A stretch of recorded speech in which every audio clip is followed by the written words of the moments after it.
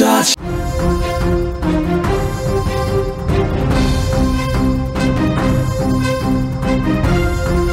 ప్రపంచ అగ్రరాజ్యాధినేత అమెరికా అధ్యక్షుడు డొనాల్డ్ ట్రంప్కు ఇప్పుడు కొత్త భయం మొదలైంది. నిన్న మొన్నటి వరకు భారత విషయంలో విషం కక్కిన ట్రంప్ ఇప్పుడు తగ్గుతున్నట్లుగా కనిపిస్తోంది.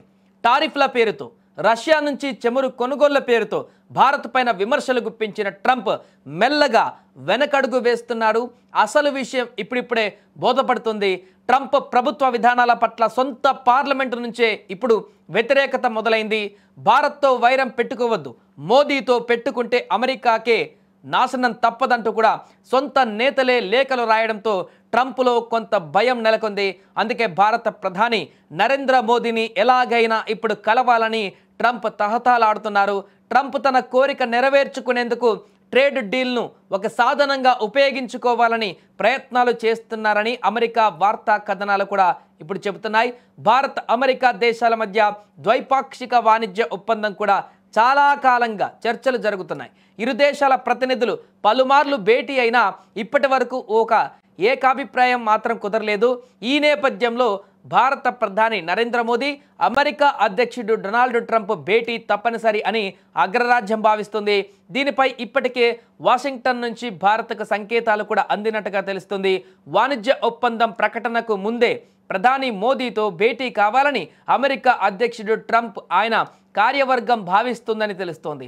వాస్తవానికి ఒకసారి ట్రేడ్ డీల్ కుదిరిన తర్వాతే ఇరు దేశాధినేతలు మాట్లాడుకోవడం అనేది భారత విధానం. అయితే ఇక్కడ ట్రంప్ ప్రోటోకాల్ను పక్కన పెడుతున్నట్లుగా కనిపిస్తోంది. గతంలో కూడా చాలా కాలంగా అనుసరిస్తున్న ప్రోటోకాల్స్ను ట్రంప్ చాలాసార్లు పక్కన పెట్టేశారు.